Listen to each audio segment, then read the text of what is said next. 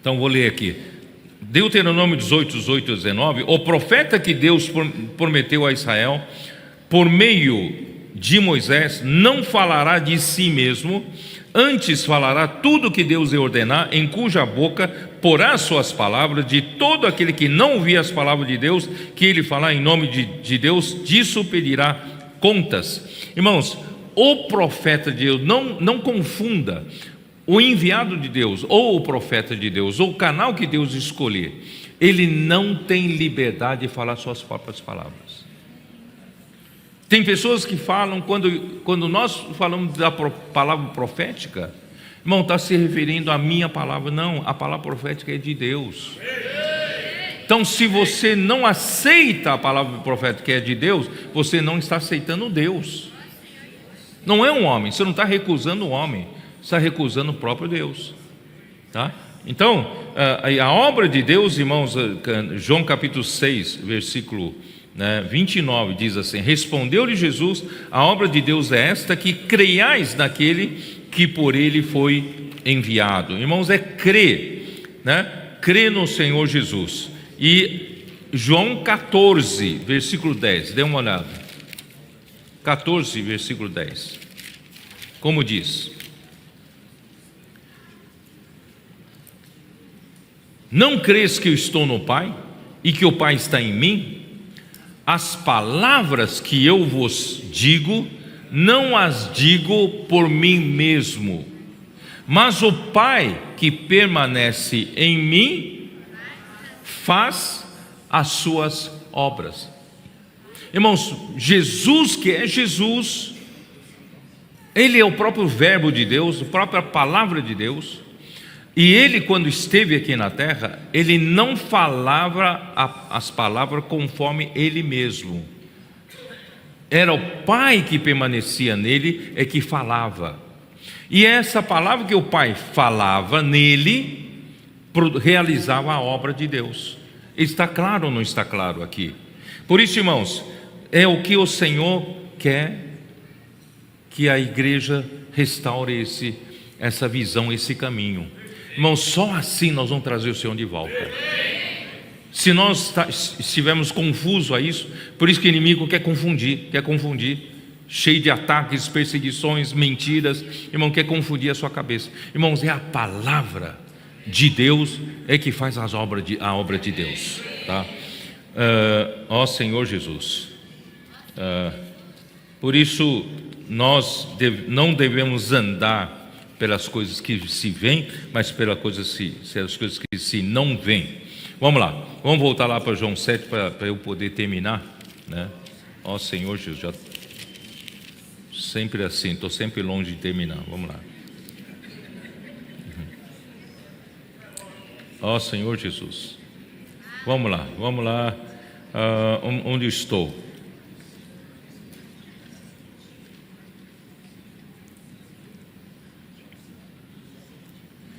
Versículo 25: diziam alguns de Jerusalém: não é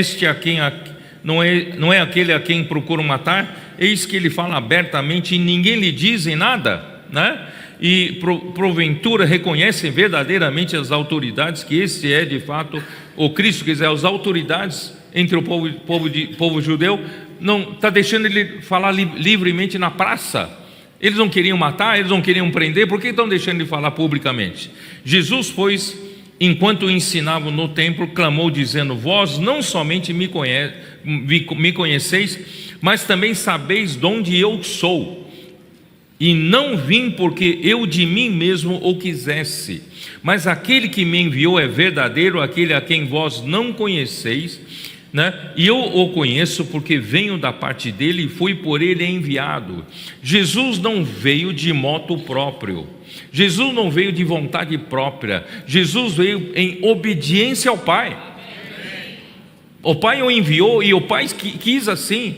Irmãos, assim é o homem de Deus, o homem enviado por Deus. Irmãos, ele não tem liberdade própria, ele tem que fazer aquilo que o Pai quer, o que Deus quer, tá? Então, irmãos, versículo 30: então procuravam prendê-lo, mas ninguém lhe pôs a mão, porque ainda não era chegada a sua hora. E contudo muitos de entre a multidão creram nele e diziam: quando vier o Cristo, fará porventura maiores sinais do que este homem tem feito?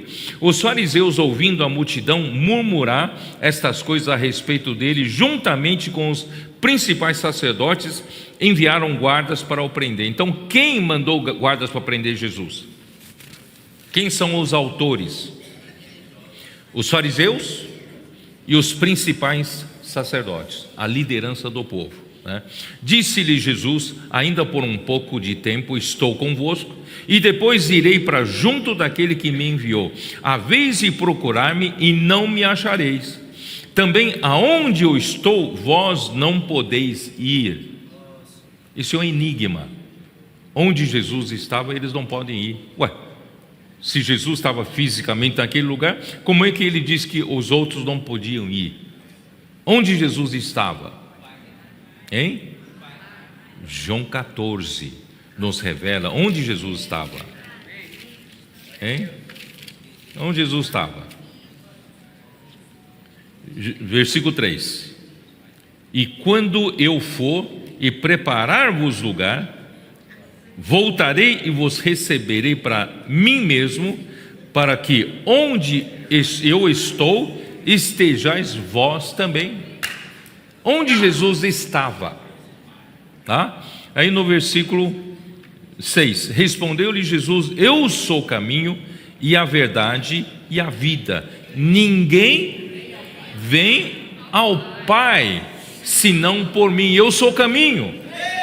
Quer dizer, onde eu estou que outros não podiam estar? Jesus estava no Pai a todo tempo. Mas Jesus precisava realizar a obra da morte e de ressurreição para poder receber os discípulos para onde ele estava, para o Pai. Ele é o caminho que abriu pela sua morte e ressurreição para introduzir os que creem nele para dentro do Pai, né? Então, irmãos, aí no versículo 10, não crês que estou no Pai e que o Pai está em mim? Versículo 11, crede-me que estou no Pai e o Pai em mim, crede ao menos por causa das mesmas obras. Irmãos, Jesus já estava no Pai, a sua morte e ressurreição então introduziu os que creem nele também no Pai. Eu e você, irmão, hoje estamos no Pai, estamos em Deus, tá? Então vamos terminar rapidamente a leitura de João 7. Ali diz assim, versículo 35: disseram, pois, os judeus uns aos outros: para onde irá este que não o possamos achar? Irá porventura para dispersão entre os gregos, com o fim de os ensinar? De novo essa complicação da mente, né? Que significa de fato o que ele diz: haveis de procurar-me e não me achareis, também aonde eu estou, vós não podeis ir. Irmãos, eu fico meio entediado de viver essas coisas, porque, irmãos, é muito complicado, né? O homem natural é muito complicado. Por isso, irmãos, o homem natural não aceita as coisas de Deus e tudo que Deus está fazendo também hoje nos nossos dias, tá? Infelizmente, irmãos, muitos cristãos e muitos servos de Deus ainda vivem no mundo lógico e servem a Deus com a sua capacidade de conhecimento. Por isso, irmãos, ó Senhor Jesus, eu vou terminar então ler, acho que ainda tem um tempinho, vou ler, pega 2 Coríntios capítulo 5, vou terminar aqui, tá? 2 Coríntios capítulo 5.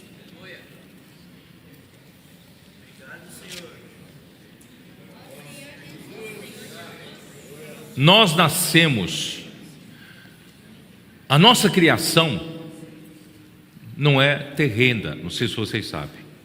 A criação do homem foi feita como? Quando Deus soprou o seu fôlego de vida, né? Naquele barro que Deus fez do barro um corpo do homem ainda inerte. E o sopro que veio do Deus eterno entrou naquele boneco de barro e deu vida para aquele boneco e se fez homem. E esse sopro de Deus se tornou o espírito do homem. Irmão, por isso que o nosso espírito, sabe que você tem um espírito? Esse seu espírito veio do sopro de Deus. O seu espírito, irmão, não foi criado do mundo terreno. O seu espírito foi criado do mundo eterno. Veio do mundo eterno. E como consequência, o homem se tornou uma alma vivente. Então a nossa alma também é eterna, não morre. Nós temos o espírito e a alma. Aí, irmãos, só que nós todos nascemos no corpo. E o corpo foi dado, esse corpo aqui, ó. Esse corpo aqui foi dado, irmãos, para a gente poder viver aqui na terra. Sem corpo não dá para viver aqui na terra. Nós não podemos ser espírito solto por aí, não é isso? Nós temos que ter corpo. Então Deus nos deu um corpo para poder viver aqui. Só que nós somos formados, nós temos espírito, nós temos a alma que não pertence a esse mundo limitado, mas estamos limitados dentro do corpo. Vocês estão entendendo o que eu quero dizer? Esse é o nosso problema.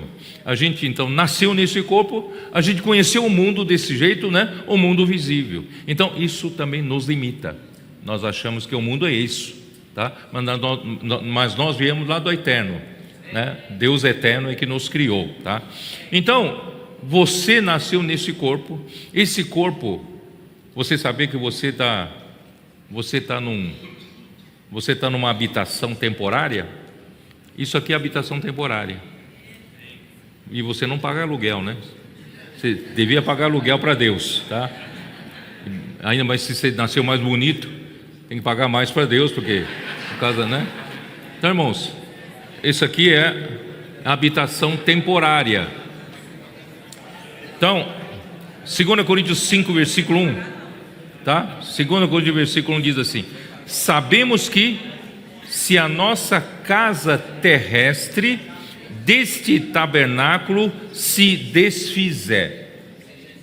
O que é essa casa terrestre ou casa terrena? Desse tabernáculo se desfizer. Ele está se referindo a esse corpo. Esse corpo foi chamado por Paulo de uma casa terrestre e deste tabernáculo. Ele vai, essa casa vai se desfazer um dia. Não dá para evitar, irmãos. As nossas células vão envelhecendo, A idade vem, a gente vai, começam a vir as rugas, e a gente vai, é a idade. E isso está se desfazendo, certo? Então nós temos essa coisa e nós nascemos, vendo o mundo por meio desse corpo. Por isso, irmão, não deixe isso te limitar. O mundo não é só o que você vê. E você tem dentro de você algo eterno, de outra dimensão. E você tem outra coisa. No novo nascimento, você nasceu do alto. Você tem Cristo morando em você. Você tem o Espírito de Deus morando em você, que é eterno. E Cristo, no último versículo de João capítulo 1, Ele é a escada que fez a ligação das coisas terrenas com coisas celestiais. Você não precisa se limitar vivendo aqui embaixo. Jesus falou, vós sois cá de baixo. Eu cá de baixo não sou, eu sou lá de cima. E Ele deixou a escada para nós. Você quer continuar vivendo cá embaixo? Ou você quer subir por essa escada e viver lá em cima? Então, irmãos, vamos, através do Espírito que nós ganhamos no novo nascimento, no nascimento do alto, vamos aprender a viver no Espírito, tá? Ó Senhor Jesus.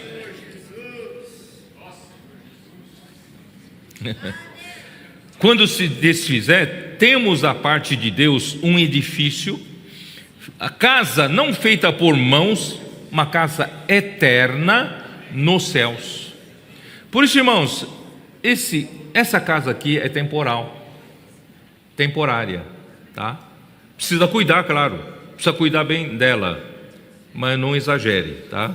Porque isso aqui é temporal. Cuida bem do que vai ser eterno, tá? Então, quando isso aqui morrer, quando desfizer, um dia nós vamos ser revestidos dessa casa feita não por mãos humanas, mas por Deus, uma casa eterna, tá? E por isso, nesse tabernáculo gememos, aspirando por sermos revestidos da nossa habitação celestial.